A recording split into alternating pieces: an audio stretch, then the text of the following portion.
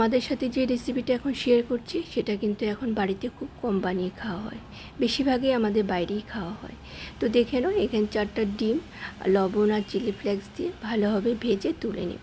কড়াইতে আবার একটু সাদা তেল দিয়ে রসুন কুচি আর লঙ্কা কুচি দিয়ে একটু ভাজা ভাজা হয়ে যাওয়ার পর বোনলেস চিকেন সেটাকে ছোটো ছোটো টুকরা করে আমি ভেজে নেব।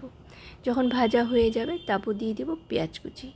পেঁয়াজ কুচিটা একটু হালকা ভেজে তারপর দিয়ে দিব গাজরটাকে লম্বা লম্বা করে কেটে নিয়েছি। একটু ঢেকে রান্না করব, যেহেতু গাজরটা সেদ্ধ হতে একটু সময় লাগে।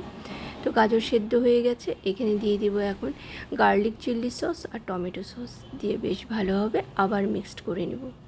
মিক্সড হয়ে যাওয়ার পর এখন দিয়ে দিব ক্যাপসিকামটা লাস্টে দিয়েছি, কেন কি ক্যাপসিকাম খুব তাড়াতাড়ি সেদ্ধ হয়ে যায়।